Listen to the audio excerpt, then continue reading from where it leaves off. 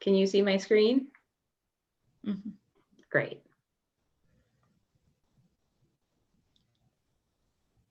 Okay, so tonight what we're going to do is we're going to be talking about stress reduction through self-care and nutrition, but we're taking an anti-inflammatory approach. Most of the research recently has shown that stress, weight gain, any kind of, a lot of stuff is because of this inflammation, right? It's why most of you have come here, because you've heard about how inflammation is causing such an increase in so many things, from diabetes to Alzheimer's to autoimmune diseases. And so I wanted to come here this evening and share kind of my story and what I went through, but also what I learned from that, and maybe give you some insight. But also, if you have anything you want to share throughout, feel free to share it in the chat box. I can't see much in the chat box. There will be a couple times where I stop sharing my screen and ask you a couple questions, so we can have a little give and take back and forth, and we'll go from there. So how to get the most out of this workshop? So one thing to know is when you're sitting in a workshop, one of the best things you can do is just turn off those distractions. It's gonna be a little hard for you, Anna, with your daughter nearby, but can't really turn off that distraction, but luckily she's sleeping. But to get the most out of this workshop, I recommend turning off everything that is operating in the background. So if you have email that might be dinging at you throughout the presentation, just close that down. Social media, close it down, and any other distractions. Some of you might need to have your phone on you, and that's okay. But try to be as present as possible with this presentation. Close your door if you can, if there's distractions out in the hallway, and give yourself this time to relax and discover some new strategies for managing your stress. So before we get started, one thing I like to do whenever I'm doing any workshop is to do I like to do a centering exercise as a way to make people present in the moment and to kind of get everybody to kind of release some of the anxiety that they might be feeling from the day, and from the time that we're living in right now. So you can either close your eyes or take a soft gaze in front of you, and just take a few deep breaths in through your nose and out through your mouth. As you're taking those breaths, you can breathe in the thought of, I'm taking in the air that I need to sustain my life. And as you breathe out, thinking about releasing stress you might be feeling, pain you might be feeling.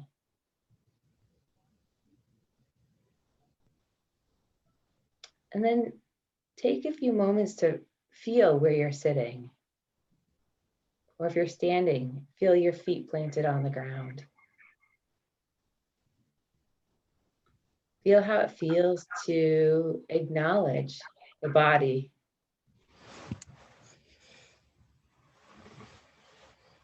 And then take a few moments to stretch in any way that feels comfortable for you. So if you're feeling any kind of pain where you feel like you just need to stretch, you might want to either like stretch to the side. Oh, my shoulder cracked a little bit. Or reach up high, roll your neck, wherever you're feeling that tension in your body. Move how your body wants you to move to release that stress.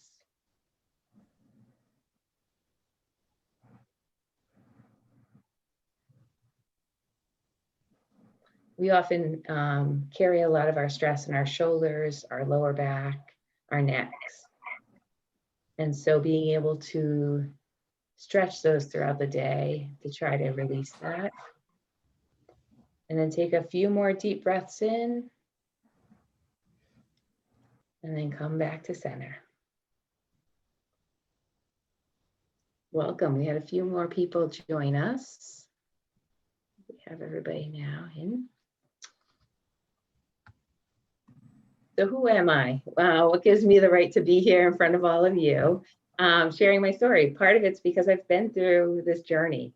And going through this journey made me realize that I wanted to become a health coach to help others. And so I'm a health coach, I'm an educator, I'm a trainer, and I'm a mindful outdoor guide.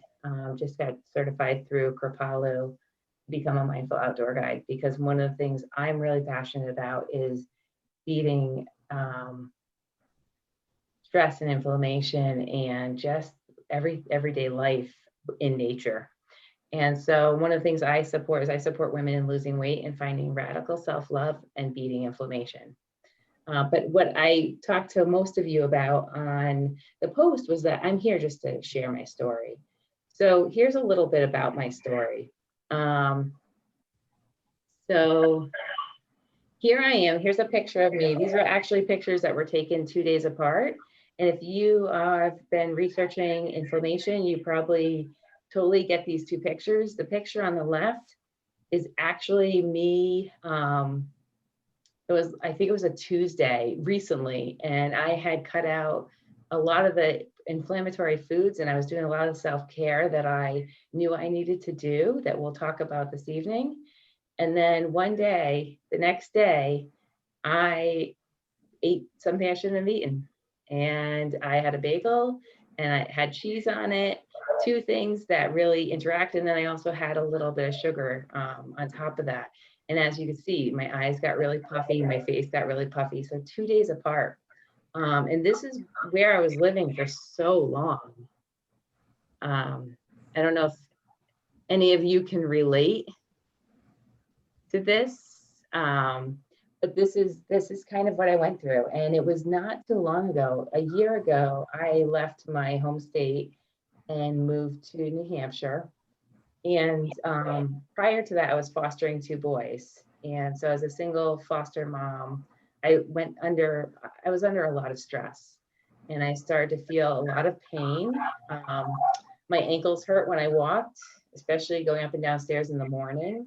It hurt to step on my feet. I realized I was feeling depressed, which I had never felt in my life. I had increased anxiety. I was starting to get skin rashes, especially like right under my arms. And I gained 40 pounds in 6 months. And I hadn't really changed that much of what I was eating. And so it really hit home. And the worst part was I was completely exhausted. I mean, like I couldn't drive to and from work without having to pull over. I was so tired. And that's when I knew I had kind of hit rock bottom and I needed to do something about this. And so I started researching, I started reading everything, probably all of what you're talking about and doing. I'm just gonna mute. If you're unmuted, if you could mute yourself, just because there's a little bit of background noise, that would be great. There we go.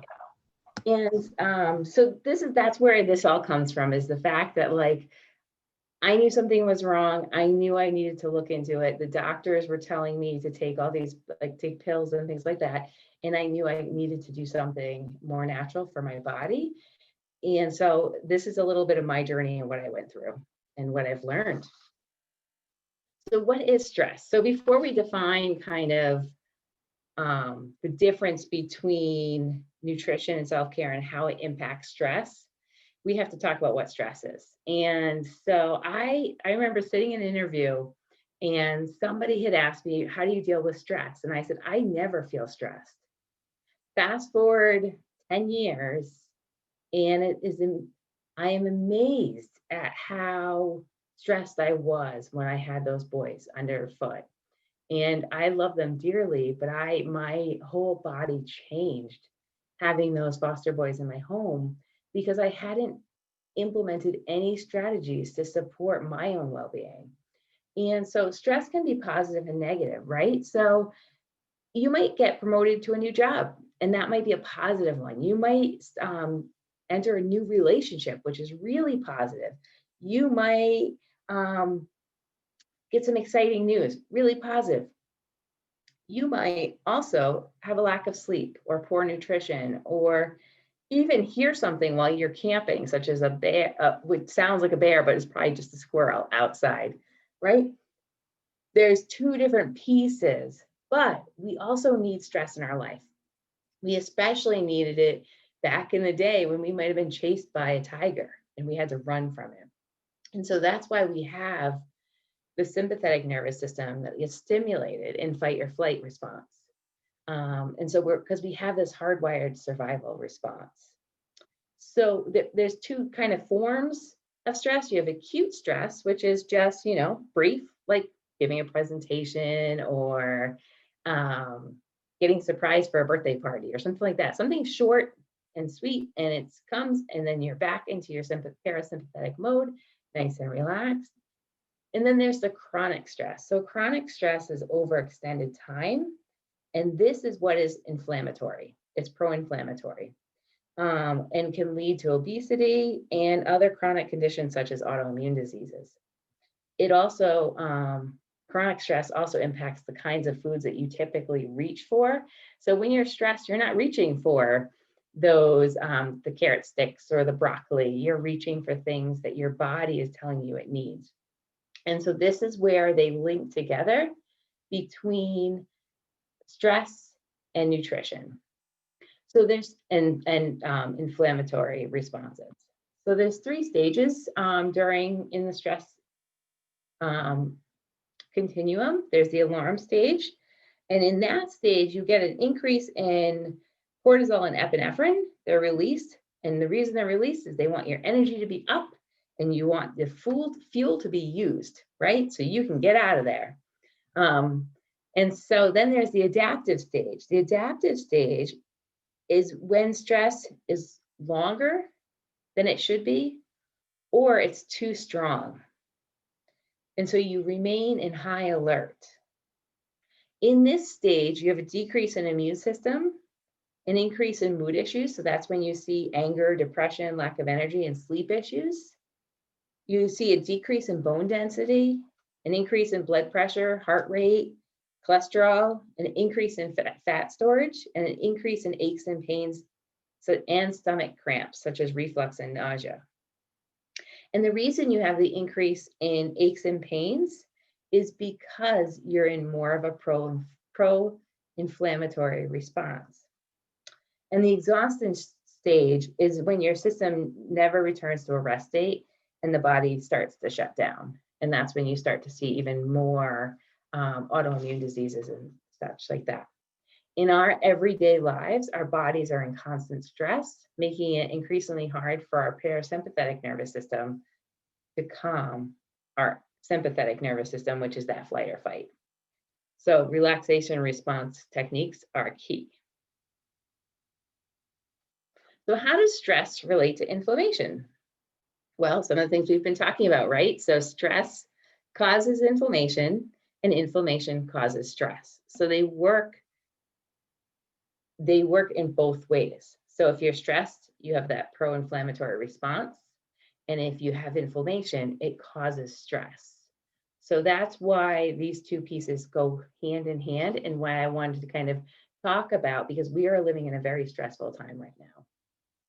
And then throw the holidays in it, and it can cause even more stress. So what we're going to go into next is just kind of how does stress impact your nutrition and diet, and how does stress impact your self-care? And then we will flip it of how we can use nutrition to impact and reduce stress, and how we can use self-care to reduce stress. So what is the impact of stress on the diet? So when you are stressed, your hormone levels are ideal scenario for fat storage. That fat storage is usually around belly fat, which is the most harmful and the most inflammatory of all fat storage. You might have heard before that it's great if it's not as bad if you gain weight on the lower half, but if you start gaining it around the belly, that's when you start to damage more organs, and that's when you start to get fat storage around the organs as well. So somebody who's thin as can be could still have fat storage around their organs. You also have an increased drive to eat. And this interesting thing is that increased drive to eat, again, isn't for that broccoli or that kale. It's for comfort foods or cake or cookies or ice cream or mac and cheese. And again, you're in a pro-inflammatory state, which leads to obesity and other chronic diseases. You get an altered brain response that actually responds to giving you more desire for the foods that you're trying to kind of stay away from, right? So you know that inflammation is causing something to your body, or you're inflamed in your body, and you're trying to stay away potentially from certain foods. But when you're stressed, that brain is responding in a way that makes you actually crave those foods more. And you also have a hard time stopping that eating as well when you start. So because you have this increase in palatable foods that are high calorie, high fat, high sugar, because it gives you, the reason you have that is it gives you that quick energy for fight or flight. It also increases dopamine in your body, which is the feel-good hormone. And it leads to, if you continue into this eating habits, you will actually have to consume more to get that dopamine and to get the response. And so that's where you might fall into an addictive behavior. And the other interesting thing that I learned through my research is that sometimes the foods that you're sensitive to are things that you crave even more. So your body is actually having you crave. So I'm lactose intolerant. I have been for many, many years. I think the majority of the population is. And I actually crave dairy. And that's a reaction that those hormones, those feel-good hormones, are actually released when you eat it. So it makes you want it. And my only way of actually kind of keeping that out is to literally nix it from my diet. But one thing to know too, the perception of stress is the biggest indicator of how your body reacts. So one of the really interesting things is that you have a choice that when you're thinking about something, you can choose how you want to respond to that. And so when you're stressed, you can choose how you respond to it. But once you make that choice and you respond in that way, your body reacts. A simple explanation about this is if you had a lemon in your hand, a pretend lemon, and you place that lemon inside your mouth. Remember, it's a fake lemon, but you put it inside your mouth, and you suck the juices out of that lemon. You feel the lemon kind of around your mouth. You you chew into the flesh of the lemon. You can smell the lemon, and just doing that, your body reacts by producing saliva. You might get that cringe all over your body where you're like, oh, it's sour, right? Your mind knows there's no lemon, but your body does not, because your body responds to what your mind thinks. So one of the things to kind of keep in mind when we're thinking about stress is how are we reacting to it? If we eat something that we know is not healthy for us, but we respond in a way that's negative, our body's going to actually return to an inflamed state from the food, but also from the reaction we have in our thoughts. And so it's really important to kind of remember that perception of stress, one person's stressor is another person's like, what's that? That wasn't a big deal. I'm okay with that. So that's something to kind of think about is what is your perception around the stress you might be feeling? So what's the role of nutrition in stress reduction? So one thing I want to share with you, and this is what I do with my clients as well, is that everybody's an individual, right? So you need bio-individuality, which means that every single person has different things that they respond to in different ways. So for me, I can't have dairy. For somebody else, they might be able to have it. For me, I can't have grains, but occasionally I can have a little bit of rice. And so knowing where those levels are that I can handle and where other people can handle. The other piece the role of nutrition and stress reduction is around the gut health and the hormones. So 90% of the serotonin in your body is developed in the gut. So hormones and health impact how you digest your food. And during stress, we see an increase in gut issues such as because the blood leaves the gut area. So when I was under all that stress and I was getting all those vitamin deficiencies, the key was it wasn't what I was eating. I was eating foods high in those vitamins, but my gut was not responding by absorbing those vitamins. And so I was seeing exhaustion, depression, anxiety, all of those pieces, pain, all because my gut wasn't very healthy as well. And then there's inflammatory foods, which we'll go into in more detail. But some of the inflammatory foods are around, let me just read this. Oh yes, Jillian, I will email the recording for sure. So the inflammatory foods, again, some of the inflammatory foods that we see are around sugar, processed food, dairy, alcohol, food additives, refined carbs, vegetable oils, and meat from animals that are fed grains, right? So if you eat grass-fed, true grass-fed meats, a lot of times people don't have inflammatory responses from them. But if you're fed meat that has been fed food, such as the refined grains and all that other processed grains and feed, that could give you an inflammatory response. The other thing is that perception of good versus bad, which we talked a little bit about, is that when you eat something, say you go out and you have a piece of pie, if you celebrate Thanksgiving, and then you beat yourself up because that was a bad food. I never talk to my clients about things being bad. I talk more about you made that choice and it's okay to be okay with it.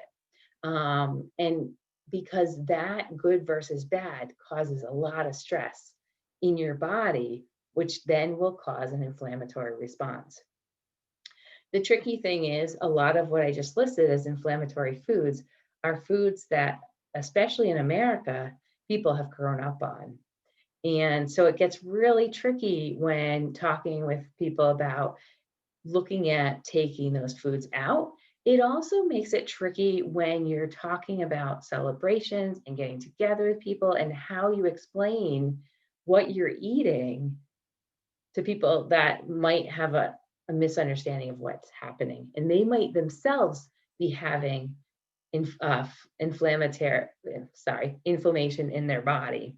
And they could also, you could see the benefits that they could get from it. But it gets really sticky, especially around culture and celebrations and pieces like that. Oops. So here's just a short list of some of the anti-inflammatory foods. So on the left, you have the anti-inflammatory foods, and on the right, you have the inflammatory foods. And so you can see that, right, those dark leafy greens right at the top, spinach, kale, Swiss chard. Also that you can have collard greens as well. And again, it's kind of how everything's prepared, right? And so, and you probably have heard many times that blueberries, like berries, are really good for anti-inflammatory foods, and I'll go into a little detail of why. But there's also herbs that you can use. So say you're making up some spinach or kale or collard greens and you want to throw in some basil. There's many herbs that are anti-inflammatory that you can throw in there. Ginger is a great additive. Not only does it add flavor, but again, that anti-inflammatory response. Apples, and you have the tuna and salmon, again, you have those omegas in there, some beets, broccoli, tart cherries, and celery. Now, this is just a short list of some of the anti-inflammatory foods. There's many more that you can add, but you can see, right, these are things that you're going to find on the outside of the grocery store, not in the inside, not in the aisles, right? You're going to find them in the produce area or in the meat section or things like that. So you want to really look into kind of what would people have eaten way back in the day before they were cooking processing grains, things like that. The inflammatory foods that you want to stay away from are really like those grains, the sugar, and the processed foods. And then you also have alcohol and dairy on there. Again, dairy at the bottom. Not everybody is doesn't respond always in an inflammatory state to dairy, but where I'm finding more and more people are coming to me saying that they cut out the other things and then they try dairy, and that's the key to kind of bringing them back into a state where they have energy. One of the things that really surprised me. Well, not surprised me, but I was working with a client recently, and she lost 15 pounds. But the biggest thing of all is the fact that her energy was insane. She's 70 years old, and her energy level is crazy. She goes hiking with her friend who's around 50, and she's like, oh yeah, she's huffing and puffing, and I'm going right up the trail, which I've never been able to do. And so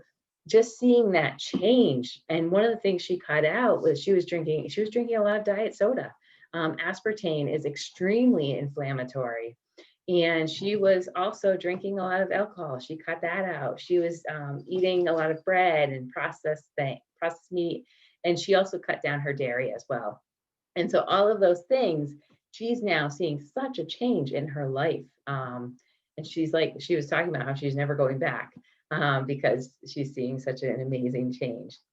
So the other thing I want to talk about, so these are anti-inflammatory foods that will have a huge reaction, right, for lowering stress. But I wanted to bring up a few other foods that are great for reducing stress and kind of why they're good for those. So dried apricots are one of the foods that is actually great for reducing stress. It's rich in magnesium and vitamin C and fiber. And the interesting thing is magnesium is a muscle relaxant. And if you think about the fact that when you're stressed, you're all tense, right? So having that magnesium in there, and you can get magnesium from other foods as well. But dried apricots is a good source of it. And again, any of these foods, if you're sensitive to them, don't put them into your diet, right? You don't want to have them in there if you're sensitive to it. Asparagus is high in folic acid. And a lot of times when you're stressed or under anxiety or have anxiety, you actually lose folic acid in your system. And so you want to make sure you're getting more of that. So throwing in some asparagus. Avocados, right? They're great fat, but they also have B vitamins for the brain and nervous system, and potassium, which gets depleted under stress. So you can start to see some of these vitamins that you're hearing about that you know are so important, but when you're under stress, they get depleted or they get lowered. And one of the things that's really interesting is the whole idea around that vitamin deficiency, right? So your stomach's not working as well because you're under the stress. And so you're not getting as many vitamins that you could get from the food. Bananas are high in potassium, B vitamin, and tryptophan. And tryptophan, which a lot of people associate with turkey, right, releases the serotonin, which is the happy hormone. Broccoli. So broccoli, again, this is on the anti-inflammatory list here as well, but broccoli is high in vitamin C. It lowers cortisol levels, which also lowers stress. And we talked about blueberries, but blueberries, have vitamin C and they have antioxidants, which you've probably heard, and those help repair the cells.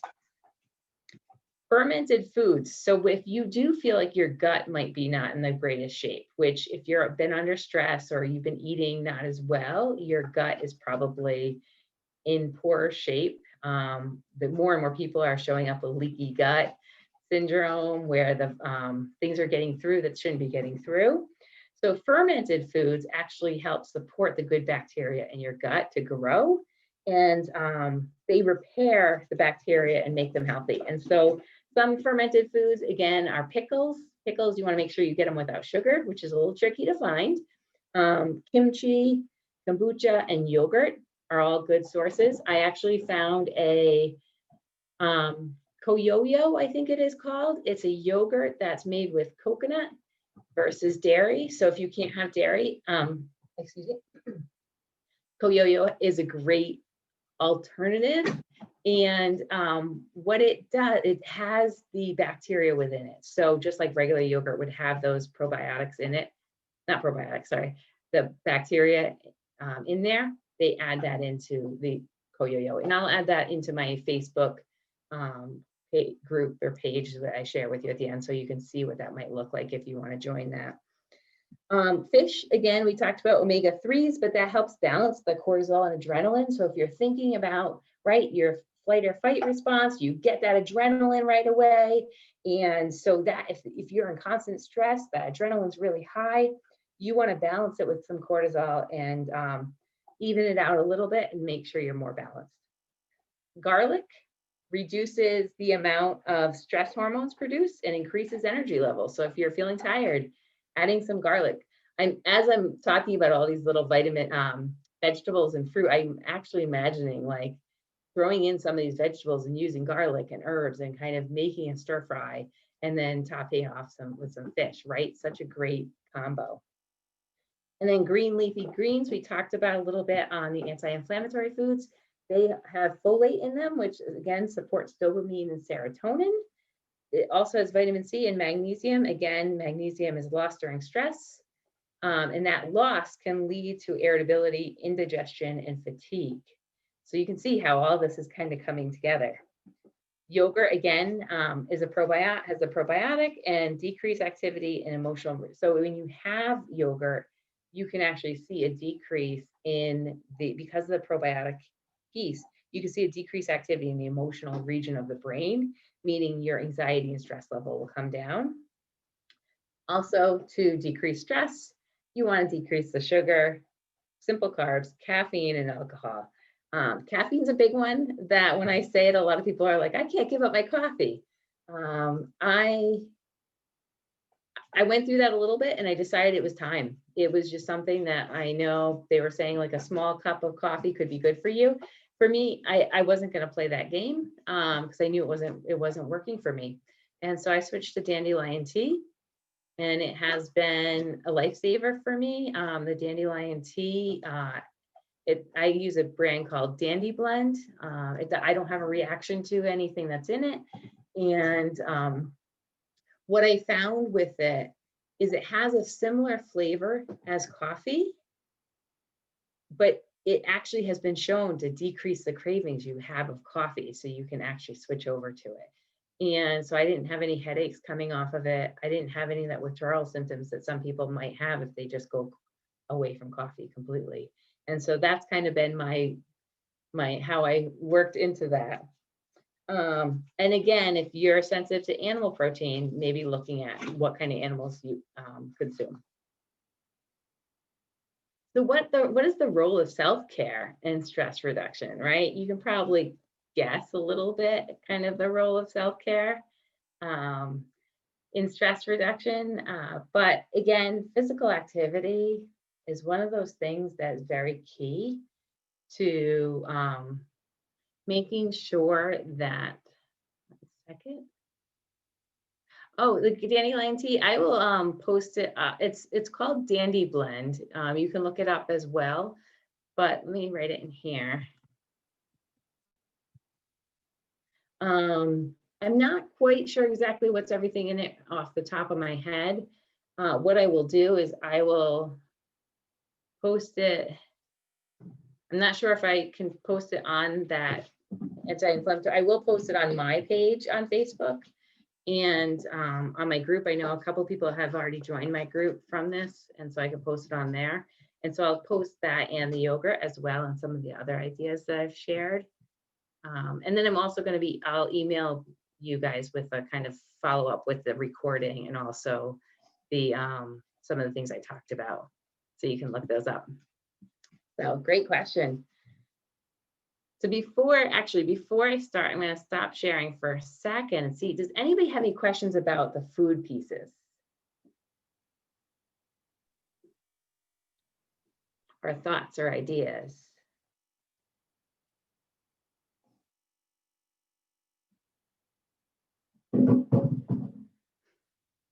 Don't mind my dog dropping his toy. Do you have example meal plans? I don't have example meal plans. I do work with clients and talk to them about kind of what a meal plan might look like for them. Because I'm not a registered dietitian, I can't make a meal plan for somebody, but I can kind of help somebody form one for themselves based on what they like.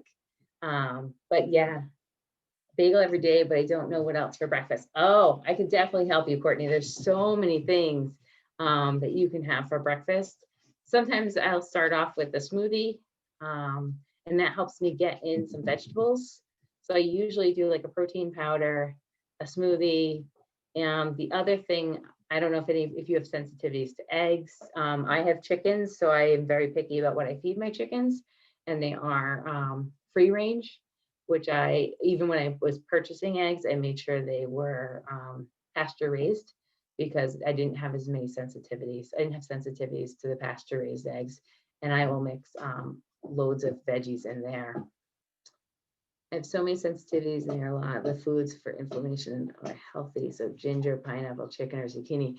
Wow, Dawn, that makes it very tricky for you, having that many sensitivities. And I think that's very common. A lot of times I see that also when people's gut health is really poor, which is majority, a lot of people, right? So that's when my sensitivity started to build up, is all of a sudden I was like, my gut health is really poor. And I started having to really up my probiotics. But that makes it really hard when you're trying to eat healthy and anti-inflammatory foods. Do you have sensitivities to leafy greens and things like, or broccoli, or some of the other herbs like basil?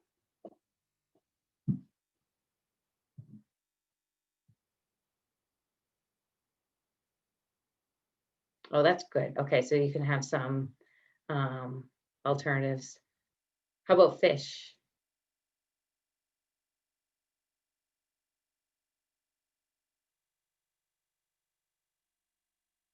Because that's one of the trickiest things, is trying to figure out where to get your protein in.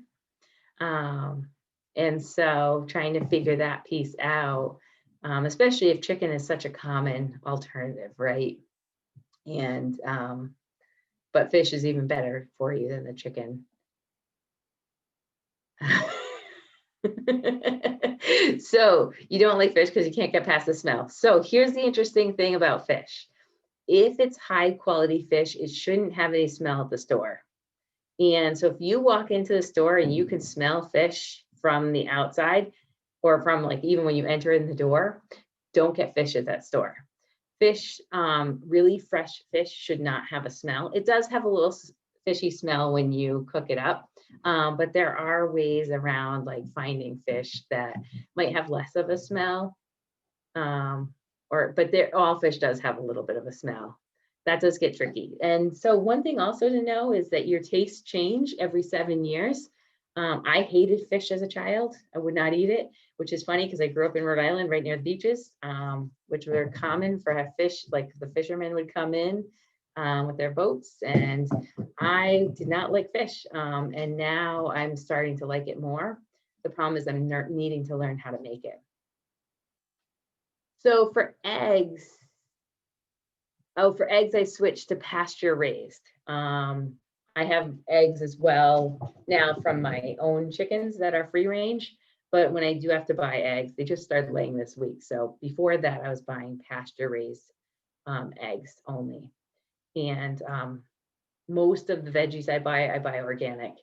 So it gets tricky. My focus is my health right now. So what that means is that I will spend the extra money on food, and I will go less on, I don't eat out as much. I don't buy coffee, and I have cut back on kind of what I used to spend money on, because my health is so much more important. I was in such pain and exhaustion. I won't go back to that. And so buying the higher end things make a big difference. Because the other thing that really affects the gut is the pesticides and things that they put on the veggies and the fruit and even the foods, right? And so that genetically modified organisms, but also glyphosate is a huge piece that is used in Roundup, but it's also used on our food. And so our food is not the food that was around years and years and years ago. Corn years ago was a different height altogether, but they wanted to produce it faster. And so they've changed it. So everything's been altered a little bit. So the more you can get back to the natural state, the less likely you are to have a sensitivity to it. But I'm really willing to talk to any of you too about kind of some of the other pieces that you're asking about, because I think it's really important to look at some of that. Great. So I'm going to go back to sharing my screen, and then we'll move into self-care. Does anybody do a self-care practice already?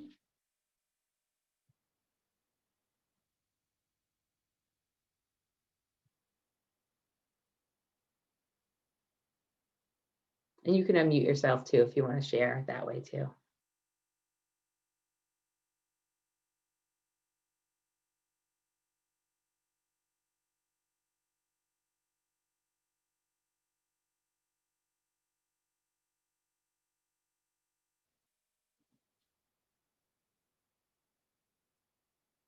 Okay, we'll go ahead and share the screen. So this is something that I have really put into play because I knew how important it was for me to take care of myself. Nutrition is just one aspect of it. And I noticed when I had the two little boys that my physical activity went down. Caring about myself went out the window. Caring for myself went out the window. And again, I was stressed. I was running from my work to childcare to after school program to home, just trying to make sure I made it in time. And so I've really put into practice that I am going to get my physical activity in, whether that means, and so what I've done is I give it a little more flexibility of that. I want to get 10,000 steps in a day. And because I work now in a desk job, I'm at the computer 8 hours of those days, 8 hours of the days while I'm working. And so trying to figure out how am I going to incorporate in time for movement. And so I do an average of 10,000 a day, which means if there's a day where I have back-to-back meetings and I know I won't be able to get some of those steps in, I'll make it up. So today going for my hike, I got in 17,000 steps, which helps make up some of the steps I didn't get in earlier in the week. So really being a little bit of flexibility with that, but really trying to find time. One of the things that I feel blessed with, and I wanted to share with you just in case your health insurance does this, but my health insurance during COVID has decided to give people money if they buy equipment, workout equipment. And so I was able to find a treadmill, which costs, I got it for an early Black Friday thing on Amazon, and it cost the same amount as what they were giving me back. And so worst comes to worst, I was like, if it breaks, it breaks, but at least it can help get my steps in and it can go under my desk. And so while I'm working, if I'm not in a meeting, I could be getting a few steps in here and there. So finding ways to get physical activity in, again, it might be also something like yoga, right? Any kind of movement that can help you just kind of reduce some of the stress and increase a more pro-inflammatory state. The other interesting thing is you can get to a point where you're working out so heavily, it causes inflammation. So I find when I'm going hiking and I'm hiking a mountain, I feel much more inflamed near the end of the day after I've hiked. My fingers get swollen, all of those pieces, but the next day I wake up and it's definitely gone down.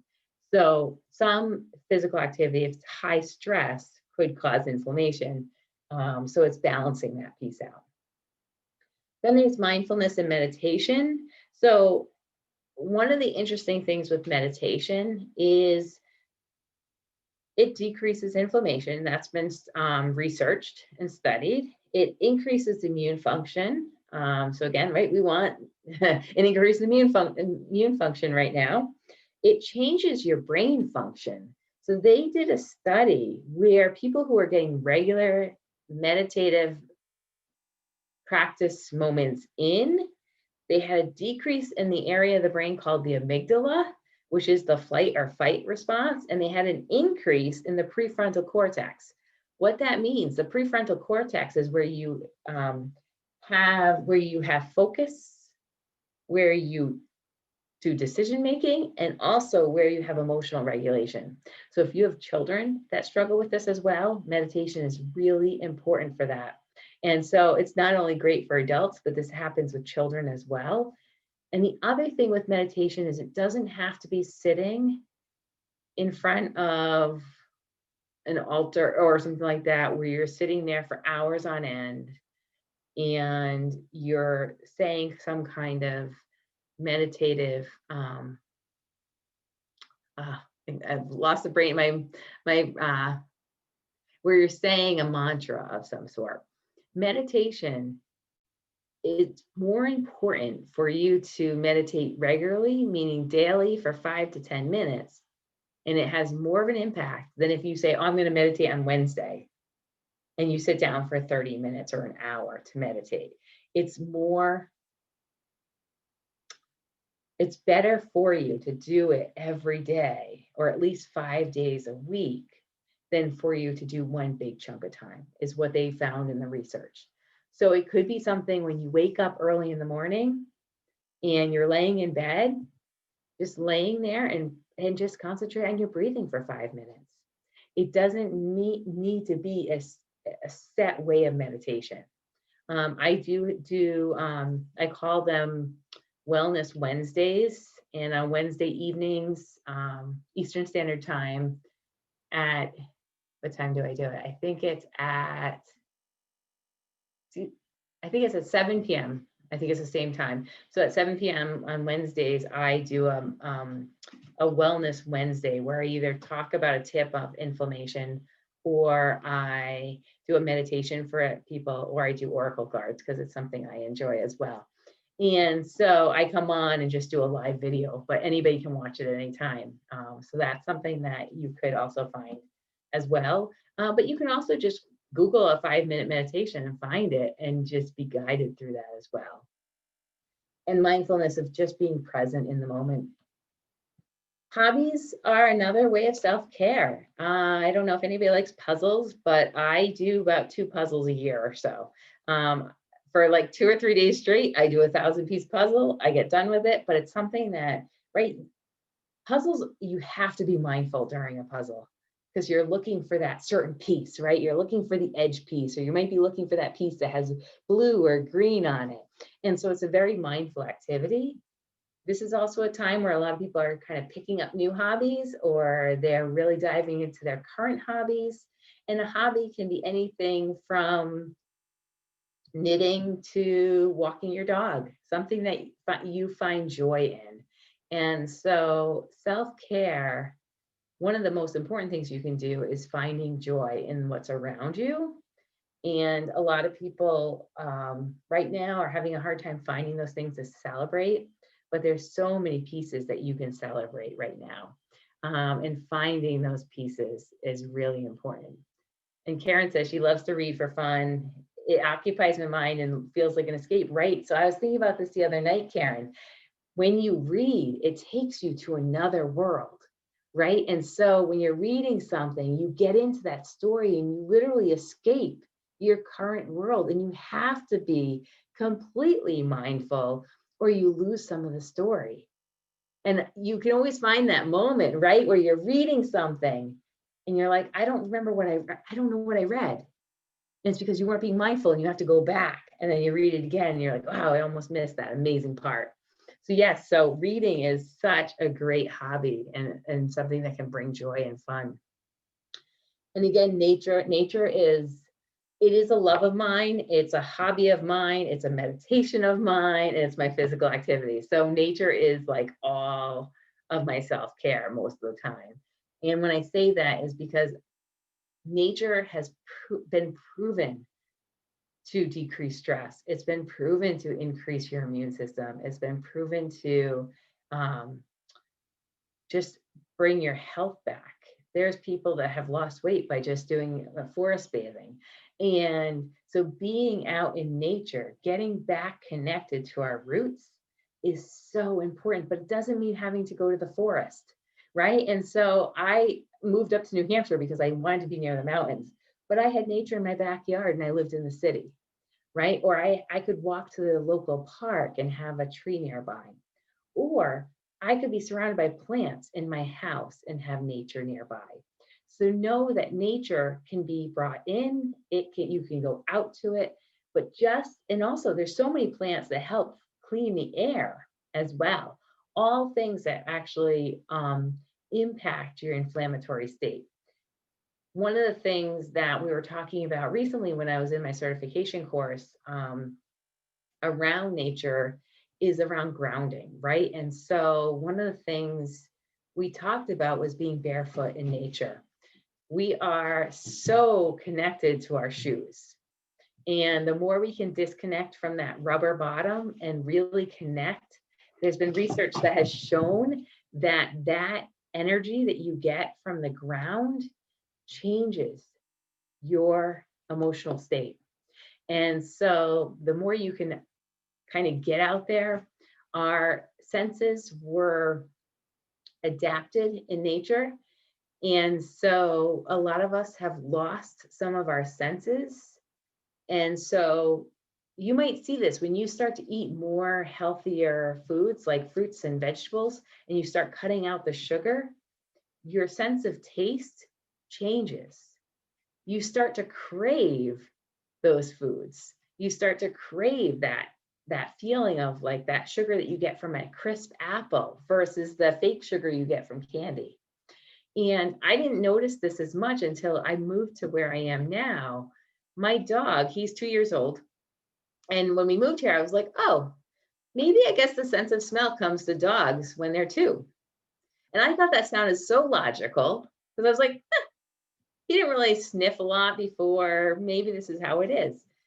And I started to realize that now he lives in a place where he has a fenced in backyard with an acre of land fenced in. He gets to explore and he can now smell, which sounds so crazy. But before I used to like give him food, he was like, whatever.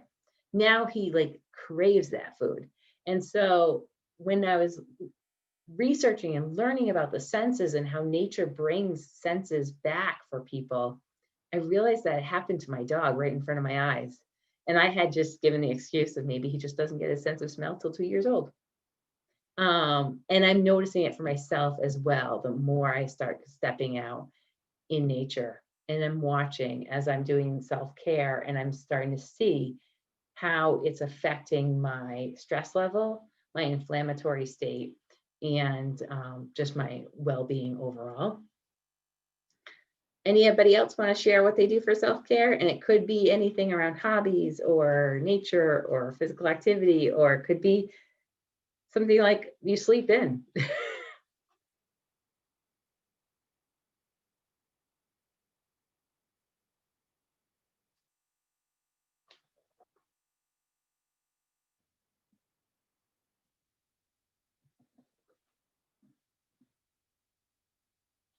Okay.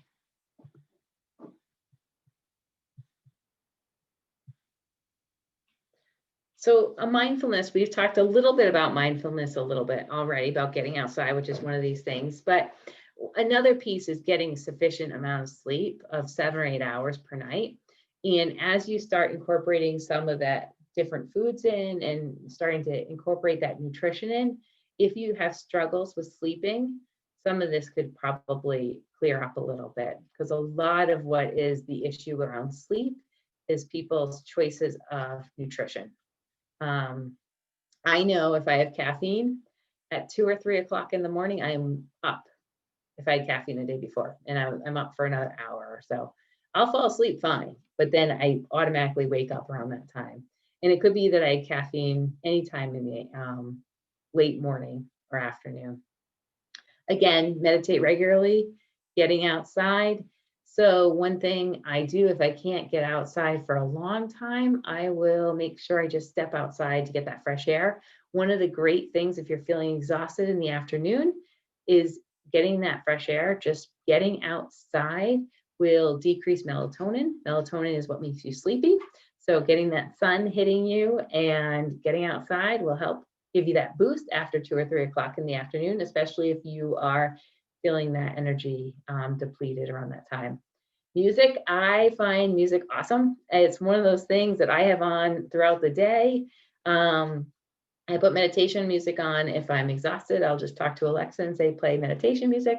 So if I'm just feeling like I need something to kind of lower my stress level throughout the day, or if my dog is crazy and like running around like crazy, I'll put that on. But if I'm just trying to get some physical activity in during the day, I'll put on some dance music. And in between calls, or I have I kind of set a plan that every hour I will stand up and just do a quick little dance to some dance music. And it just helps boost the energy. I know I'm getting some physical activity in. It's helping my stress. It's helping my inflammatory state. Getting that screen put away as much as possible. Don't sleep with it next to your bed. If it's your alarm clock, run to the store and get an alarm clock. Or worse comes to worse, if your screen is near you, make sure at night you're putting it into airplane mode so the Wi-Fi is turned off, because that can disrupt your sleep and change your brain function as well. Eat mindfully and journal. We'll go into journaling a bit. So journaling, so if you are feeling like you're struggling with inflammation, you can create an inflammation journal. This is kind of what I did. It was kind of a food journal, where I started to write down what I had and then how I felt. And I kind of did it based off of like chunks of time. So if I ate a meal, I would kind of then write like, how did I feel in the afternoon and then the morning after? And then I would have an idea of what I might have eaten that might have caused it. And I just kept an eye on that to see what could be causing it. And it was clearly, so one thing I didn't mention earlier was I was having headaches daily. And so that's a huge thing for me. I have kidney disease, and it's one of those things that I have to be really careful about headaches, because high blood pressure comes with the kidney disease. And I was trying to figure out why I was having a headache, because my blood pressure is completely controlled. And it turned out to be sugar. And so I was getting headaches from sugar. And this morning, when I was on my hike, I had brought it was completely natural, but it had some dark chocolate in it with a little bit of sugar in it. And by an hour after I had that, I was walking and I had a little bit of a headache. And I was like, I can't have sugar. And so that's where the inflammation journal helped me. And then I also have a gratitude practice where when I wake up in the morning, I have a journal next to my bed and I write 3 things that I'm grateful for before I do anything else in the day. And then before I go to bed, I write 3 things that I'm grateful for. And they can be simple things, they can be complex things, they can be things, a lot of people always say their friends, their family, right? Their pets. But thinking about the other day, I had to put plastic on my windows because it's getting super cold and I don't have the best windows. And so I winterized my windows by putting plastic up. And I was frustrated with the fact that I was doing this. And all of a sudden it clicked and I said, you know what? I'm grateful I have windows. I'm grateful that I have a house, right? So something as small as windows, which is huge, at the same time, but it helped me. This gratitude practice is really helping me switch things, because gratitude, they've shown a link between gratitude and stress. They've shown a link between gratitude and your inflammatory response, because again, they work together. So having a gratitude practice, if there's something you really hate to do, like mine, I do not like to do the dishes. I love to cook, but I don't like to do the dishes. And so I try to have a gratitude practice during the dishes, saying, I'm just grateful that I do have dishes that I can wash, or that I have food that I can wash. I can eat off these dishes, and then I have the dishes that I need to wash. Okay, Karen. So that's always a great piece to have, is that journal. And again, keep it simple. Don't start with trying to implement all of this stuff all at once. Trying to start from something simple that you're going to like implement. Maybe it's just implementing a journal of just writing down what you're eating, but not changing anything yet. Or maybe if you've already started taking stuff out, looking at doing a gratitude journal or getting a few more steps in. I have one client who she's not up to 10,000 steps yet. So she's up to 6,000 steps, because before she was getting around 2,500. And so just starting it simple to get moving in the right direction. So during this time, remember, we can still celebrate, right? We might have some pain, we might have some sensitivities, but really trying to celebrate where we are and what we do and what we can do. When you do have celebrations, if you can have a celebration right now, my celebrations again are solo. I'm by myself with my dog, and so I have dance parties by myself. When I celebrate Thanksgiving, I really, my celebration was just giving myself the opportunity to stay in my pajamas all day. It was a rainy, rainy day here, and so I just decided it was going to be a pajama day. really making healthy foods look inviting and fun. So I do things like picky trays where I might take a whole bunch of veggies and a fruit and some nuts or things like that and put them together on a plate. And that's my lunch for the day if I want something fast and quick. Right now we're finding lots of alternatives to typical traditions, but a lot of times traditions focus around food, and that could be really tricky when we're talking about inflammation and stress. I'm planning activities that encourage movement, find some healthy recipes. I'm going to be starting to share some recipes that I find to help support people, and finding alternative ways to stay connected, which we're definitely doing. So I love this quote: a healthy attitude is contagious, but don't wait to catch it. Be a carrier, right? So we want to make sure that we are sharing our attitude out to others and having other people catch that attitude. But we don't want to wait to catch it. We want to be that front person sending it out there. Here is my contact information. So my website, my Facebook page, and my Instagram. Feel free to check any of those out. I will be sending those in the email as well as a follow-up. But are there any questions or comments?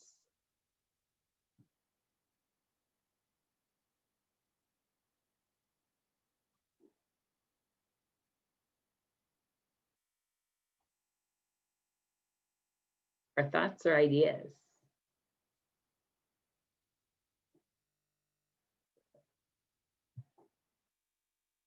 So my thoughts on keto. So I am actually leaning a little more towards keto for myself. It has shown some positives for kidney disease and the kidney disease that I have.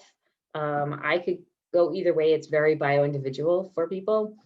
What I like about keto is the focus on increasing fruits and vegetables and really increasing the good fats. It's not about increasing protein, and it's about decreasing right carbs. And so for me, it makes a lot of sense. It's funny, I was really against it for a long time because I thought it meant high protein. And once I did a little more research, I've leaned a little bit more towards that. I don't go completely keto. I don't try to get into ketosis. I don't measure my ketones. But I just make sure, what I try to do is make sure my plate is at least half vegetables. And I will have my biggest meal. This next piece is more of an Ayurvedic technique. I try to have my biggest meal at lunchtime because that's when your body is at the best time for metabolism. And I won't have any carbs except for vegetables in the evenings. And so I try to, yeah, Dawn, me too. So I am so addicted to sugar. So my biggest thing was Twizzlers. And my problem was I couldn't just eat a couple Twizzlers. I had to eat the whole bag. And so I can completely understand that addiction. I'm working with a client right now to help support that. I've overcome the addiction myself, and I have found that I just can't eat it. I can't have it in my diet. I can't, I can have it in, like, obviously in fruits and vegetables, but I cannot have the processed sugar. So it's something that I have cut out completely, and it's very, very hard. So the response to sugar is stronger than the response to cocaine. Research has shown that the addiction is so real to sugar, and it's in everything. So I knew I was going to have it today based on what I was bringing on my hike, but it's in everything. It's in lunch meat. It's in ketchup. It's in, trying to think, it's in everything that you could possibly think about, and it's so hard. Wow. So it's in your it's in your medicine. Wow.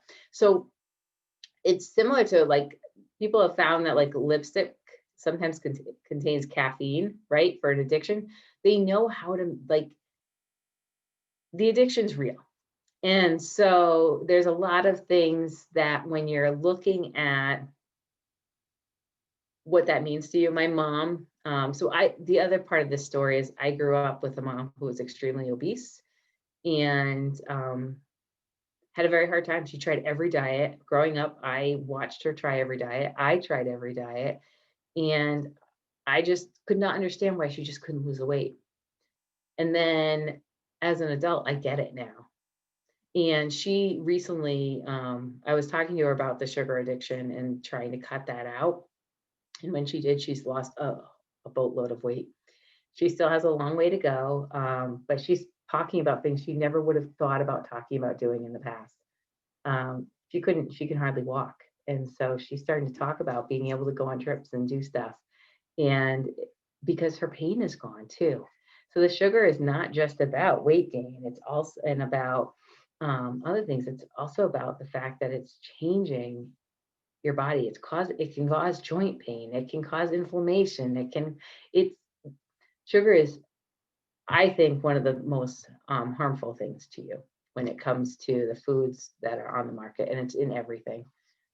When I worked with children, we had a child who had a very, very hard time with her energy level, her focus, her self-control, and all this other pieces. She almost actually burned down her house. And one of the things we talked about was getting her off all dyes, all additives, and all sugar. And as she did that, they saw a huge change in her behavior, but they had a hard time keeping it up. Keeping a child off sugar when you're in this society is very hard. So thank you for sharing that. But I'm happy to talk to you more, Dawn, about that. And we can dive a little bit more into your thoughts on if you want to try keto, and also supporting you get off sugar. If that's something you're interested in, feel free to reach out. Any other questions or thoughts?